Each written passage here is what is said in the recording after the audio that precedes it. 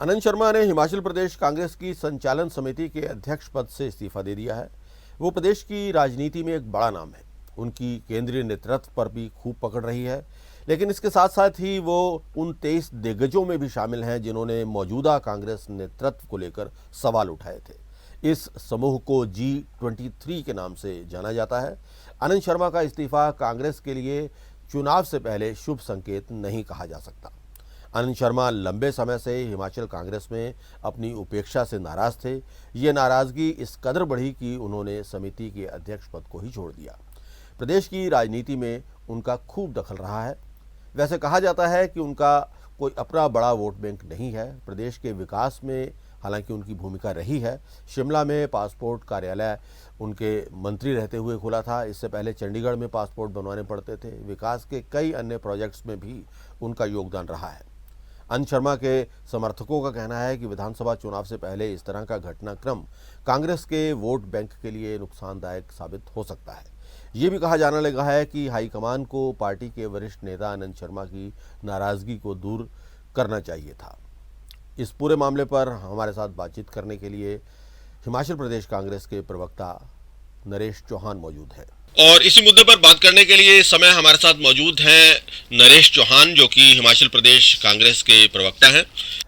चौहान साहब, आज हिमाचल प्रदेश के अगर नज़रिए से देखा जाए तो कोई बहुत अच्छी खबर आज नहीं सामने आई। आनंद शर्मा, जो कि प्रदेश चुनाव संचालन समिति का अध्यक्ष जिनको बनाया गया था, मेरे ख्याल में स्टीयरिंग कमेटी इसको बोलते हैं शायद आप, उन्होंने आज इस्तीफ़ा दे दिया और साथ ही उन्होंने ट्वीट भी किया कि बड़े भारी मन के साथ ये इस्तीफ़ा दे रहा हूँ। उनको लग रहा था कि हालांकि उन्हें ये जिम्मेवारी दी गई है, लेकिन सिर्फ बराए नाम ये जिम्मेवारी थी। किसी मीटिंग में उन्हें नहीं बुलाया जा रहा था, कोई उनसे सलाह नहीं ली जा रही थी, तो कहीं बहुत ज़्यादा उपेक्षित वो महसूस कर रहे थे। तो इस पूरे घटनाक्रम को लेकर आप क्या कहेंगे? देखिए, पिछले कल आनंद शर्मा जी ने एक चिट्ठी जो है माननीय अध्यक्ष सोनिया गांधी जी के लिए लिखी जी, और ये बात उसमें निकली है मीडिया में कि वो उन्होंने एक कंसर्न अपना जो बताया उसमें कि मुझे इस बात से आहत हूँ कि शायद मुझे मीटिंग में अभी तक नहीं बुलाया गया है जी, और उनने इसको अपने आत्मसम्मान से जोड़ के जो है अपनी अध्यक्षा को चिट्ठी लिखी है। उसमें कोई बुराई नहीं, पार्टी के अंदर का मसला है जी। मैं ये समझता हूँ कि ये मामला है बहुत जल्दी सुलझा लिया जाएगा। जो उनके इश्यूज है तो रिसॉल्व किया जाएगा। मैं ये मानता हूँ कि ये सारी बातें, क्योंकि आनंद शर्मा जी ने एक बात साफ तौर पे ये कही है कि मैं कांग्रेस पार्टी के लिए काम करूंगा और मैं कांग्रेस पार्टी का सिपाही हूँ और इन चुनावों में भी मैं प्रचार करूंगा कैंडिडेट्स के लिए प्रदेश के अंदर, और मेरे खून में कांग्रेस पार्टी है। तो ये एक चीज को दर्शाती है कि कांग्रेस के अंदर का परिवार का एक छोटा सा मसला है जिसको मुझे लगता है कि सोनिया गांधी जी और पार्टी हाईकमान आनंद शर्मा जी से बातचीत करके इस मसले को सुलझा लिया जाएगा। चौहान साहब, पिछले दिनों में बहुत सारी मीटिंग्स हुई और यही मुद्दा है आनंद शर्मा जी का। उनको कई फैसले लिए गए उन मीटिंग्स के अंदर, लेकिन उनका ये कहना है कि मुझे सूचित तक नहीं किया गया। तो क्या वजह रही, क्यों इन मीटिंग्स में आनंद शर्मा जैसा बड़ा नेता, जो कि निश्चित तौर पर कांग्रेस के नज़रिए से देखा जाए तो न सिर्फ हिमाचल प्रदेश बल्कि राष्ट्रीय स्तर पर एक बड़ा नाम है, उसकी सलाह लेना उचित क्यों नहीं समझा गया, या क्या वजह थी कि उनको इस तरह से इग्नोर किया गया? देखिए, अब ये बात उठी है, अब ये पार्टी हाईकमान के जहन में भी आ चुकी है और पब्लिक डोमेन में भी आ चुकी है। मैं समझता हूँ इस सारी बात की जानकारी ली जाएगी कि कहाँ पर थोड़ी कमियां रही, किस वजह से ये सब कुछ हुआ, और ये सारी बातें साफ हो जाएगी। इसका पार्टी हाईकमान जरूर संज्ञान लेगा कि ऐसी परिस्थितियां क्यों बनी जी। तो ये बातें जब उसका पूरा एक इंक्वायरी होगी, एक हाईकमान चाहेगा जानकारी, तो निकल जाएगी कहाँ पर गलतियां हुई है ये, और इसको ठीक करना मैं समझता हूँ ऐसी चीजें दोबारा ना हो। तो ये प्राथमिकता के आधार पे मैं ये समझता हूँ इसका निपटारा हो जाएगा। ठीक है, आप कह रहे हैं कि ये मामला निपटा लिया जाएगा, आला कमान इसका संज्ञान लेगी, लेकिन आपको नहीं लगता कि इस तरह की घटनाएं कहीं ना कहीं एक गलत संदेश जनता के बीच लेकर जाती हैं। कहीं ना कहीं ये आपके विरोधियों को भी कहने का मौका मिलता है कि कांग्रेस जो है वो एक डिवाइडेड हाउस है, लोग बंटे हुए हैं और कांग्रेस के अंदर ही सब कुछ ठीक ठाक नहीं चल रहा है, असंतोष की भावनाएं जो हैं वो पनप रही हैं। तो इस तरह का जो प्रोपेगेंडा है इसको काउंटर करने के लिए आपको क्या लगता है कि क्या करना चाहिए, या ऐसी स्थिति क्यों बनी हुई है? नहीं, आपकी बात जायज है कि हम ये समझते हैं कि बहुत जल्दी इसका समाधान होगा और होना चाहिए। वो पार्टी के लिए भी अच्छा, और एक खास तौर पे जो भाजपा जिस प्रकार की राजनीति पूरे देश में कर रही है, वो मॉडल उनका हिमाचल प्रदेश में भी है। तो ऐसा दिखता है कि जिस प्रकार से धन बल और अपनी एजेंसीज के थ्रू कांग्रेस के एमएलए को तोड़ के भाजपा में ज्वाइन कराना चाहते हैं, वो राजनीति प्रदेश हिमाचल प्रदेश में भी हो रही है। पर मैं समझता हूँ इन चीजों से कुछ आगे बढ़ने वाला नहीं है। भाजपा के खिलाफ माहौल है हिमाचल प्रदेश में। 5 साल में सरकार ने कुछ किया नहीं, एंटी इनकम्बेंसी है, लोगों में रोष है इस सरकार के खिलाफ, क्योंकि आपने जो वादे किए प्रदेश की जनता से 5 साल में, कोई भी वर्ग हो, किसान हो, बागवान हो, बेरोजगार हो, या छोटा व्यापारी हो, या सरकारी मुलाजिम हो, तो एक ऐसा माहौल बन चुका है कि प्रदेश की जनता जो है बदलाव चाह रही। अगर भाजपा के नेता टेक्निकली या धन बल या दिल्ली के दम पे जो है सरकार को रिपीट करना चाहेंगे, मैं दावे के साथ कह सकता हूँ वो हिमाचल प्रदेश में होने वाला नहीं है। चौहान साहब, आपकी बात ठीक है कि लोगों के बीच में असंतोष है, सरकार की परफॉर्मेंस से भी लोग खुश नहीं हैं, लेकिन अगर एक मजबूत विकल्प लोगों को नज़र नहीं आएगा, और ख़ास तौर पर अब तो स्थितियां और भी बदली हुई हैं, अब तो आम आदमी पार्टी भी जो है वो ताल ठोक रही है, तो ऐसे में आपको लगता नहीं कि कांग्रेस को कहीं ना कहीं एकजुटता दिखानी होगी, और इस तरह के जो ये एपिसोड्स हैं ये कांग्रेस को नुकसान पहुंचाएंगे? देखिए, कांग्रेस पार्टी मजबूती के साथ इन चुनाव में उतरने वाली, और कांग्रेस पार्टी के जो नेता है एकजुट है। बहुत सारी मीटिंग्स में इकट्ठे मीटिंग्स हो रही है और इकट्ठे जा रहे हैं, कोई इशू नहीं है। ये केवल जो है विपक्ष, जो हम जिसको भाजपा कह सकते हैं, उनका एक प्रोपेगेंडा है अपने कुछ मीडिया के मित्रों के थ्रू। ये घटना को आप छोड़ दीजिए, बाकी कांग्रेस पार्टी एक मजबूती के साथ खड़ी, लीडर्स भी और कार्यकर्ता भी सब अपने काम में लगे हुए हैं। और ये जो है हम प्रूफ भी कर चुके हैं बाई इलेक्शंस में, पिछले दिनों जो हिमाचल प्रदेश में हुआ उसमें 4 सीटों पे भाजपा अपना खाता नहीं खोल सकी, बुरी तरह से करारी हार हुई। तो ये एक वातावरण बनाने की कोशिश हो रही है भाजपा द्वारा। कांग्रेस एक डिवाइडेड हाउस है, जबकि की वास्तविकता ये है कि कांग्रेस पार्टी यूनाइटली इस चुनाव को लड़ने वाली है, और पूरी तरह से एकजुट होकर, चाहे नेता हो चाहे कार्यकर्ता हो, सब एकजुट होकर लड़ेंगे, और निश्चित तौर पर हम जो है इस चुनाव पर जीतेंगे।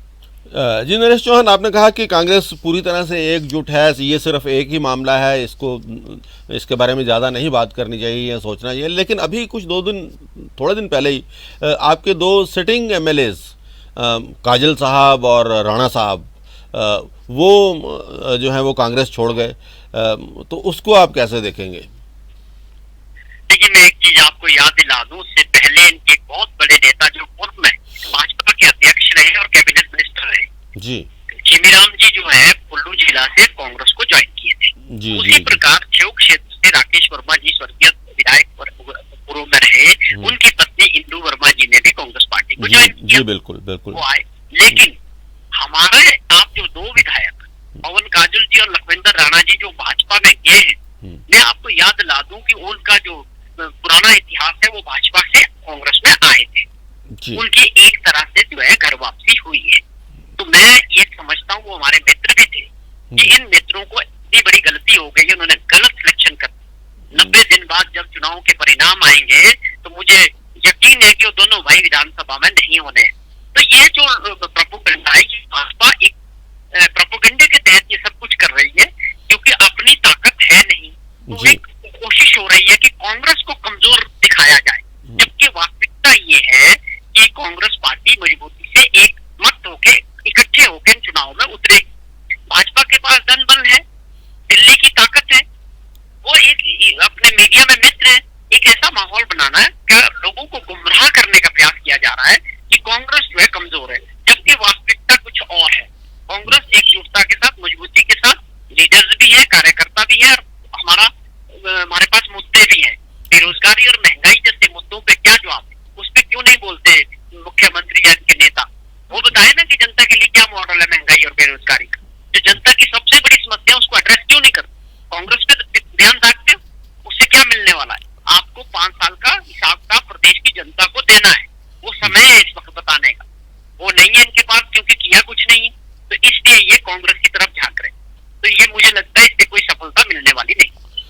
जी ठीक है, चलिए एक बार फिर से थोड़ा आनंद शर्मा जी की तरफ आते हैं। आप बहुत पुराने नेता हैं, हिमाचल की राजनीति के साथ जुड़े हुए हैं इतने समय से। आनंद शर्मा हालांकि कभी चुनाव नहीं लड़े हिमाचल में, लेकिन बड़ा नाम ज़रूर है।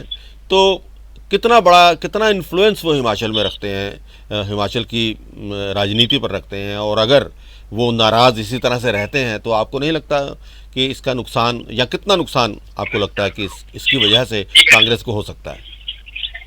देखिए, मैं दावे के साथ कह सकता हूँ ऐसी परिस्थितियां बनने वाली नहीं। आपने भी देखी उनकी स्टेटमेंट, मैंने भी देखी कि मैं कांग्रेस का सिपाही हूँ, कांग्रेस का काम करूंगा। जो उनका कंसर्न था वो उन्होंने अपने नेता के सामने रखा, और मुझे लगता है वो किया जाएगा और हम सब मिलकर चुनाव लड़ेंगे। आनंद शर्मा जी उन चुनाव में होंगे, उन्होंने कहा है मैं प्रचार करूंगा, कैंपेन करूंगा। तो ऐसी परिस्थिति बनने वाली कुछ नहीं है। हम मिलजुल के सब इस चुनाव को लड़ने वाले हैं, और ये चुनाव हिमाचल प्रदेश के संदर्भ में इम्पोर्टेंट नहीं है, पूरे देश के संदर्भ में इम्पोर्टेंट है। एक मैसेज हिमाचल प्रदेश से जाएगा कि लोकतांत्रिक प्रक्रियाओं को कैसे बचाना है। लोकतंत्र देश में इस वक्त खतरे में है जी। जिस प्रकार की तानाशाह सरकार भारत सरकार चल रही है, उनको लोकतंत्र में एक विपक्ष का होना, और हिमाचल प्रदेश से हम ये काम करेंगे, मुझे लगता है बेखूबी हमें इसमें सफलता नहीं मिलेगी। एक और बात जाते जाते मैं जौहन साहब आपसे पूछना चाहूँगा, आनंद शर्मा की जो आला कमान के साथ या केंद्र के नेतृत्व के साथ जो संबंध हैं, वो अभी नहीं, पिछले काफ़ी समय से थोड़े से मनमुटाव वाले चल रहे हैं। G23 का उनको सदस्य माना जाता है, कहा जाता है, बड़े प्रोमिनेंट उसके मेंबर हैं वो। अभी हाल ही में गुलाम नबी आज़ाद का मसला आपका रहा, उन्हें भी इसी तरह से संचालन समिति का अध्यक्ष जम्मू कश्मीर में बनाया गया था, उन्होंने भी इस्तीफ़ा दे दिया। तो कहीं ना कहीं आपको नहीं लगता कि आला कमान के साथ जो रिश्ते इस समय आनंद शर्मा के बने हुए हैं, उनको देखते हुए जो आप की तरफ से एक पॉजिटिव मैसेज आप देने की कोशिश कर रहे हैं कि मामला सब ठीक हो जाएगा, वो उतना आसान नहीं रहेगा? नहीं, देखिए, ये सारी बातें मीडिया की क्रिएशन होती है। जो नाम देते हैं G23 या पार्टी हाईकमान, मुझे तो इन बातों की जानकारी नहीं है। ये वैसे भी ये मामले जो है सारे ऑल इंडिया कांग्रेस कमेटी के लेवल के हैं। मैं केवल जो प्रदेश से संबंधित जानकारी है वो मैं रखता हूँ। हिमाचल प्रदेश से संबंधित कोई सवाल हो तो उसका मैं बेहतर जवाब आपको दे सकता हूँ। लेकिन इतना तय है कि कुछ बातें मीडिया में बढ़ा चाह के जो है प्रस्तुत की जाती है। आनंद शर्मा जी कांग्रेस में है और कांग्रेस के नेता हैं, वो हमारे साथ है, कांग्रेस पार्टी के साथ है। मैं तो इतना समझ सकता हूँ। जी, बहुत बहुत धन्यवाद आपका नरेश चौहान साहब हमारे साथ जुड़ने के लिए। तो ये थे नरेश चौहान, जिनका कहना था कि किस तरह से आनंद शर्मा एक बार दोबारा से पार्टी के साथ नज़र आएंगे, और ये मसला जो है वो सुलझा लिया जाएगा या नहीं सुलझा लिया जाएगा, ये अभी हमें देखना होगा। फ़िलहाल आप जुड़े रहिए N1 लाइव के साथ। इसी तरह कुछ और खबरों के साथ, कुछ और मुद्दों के साथ हम आपके साथ मिलते रहेंगे।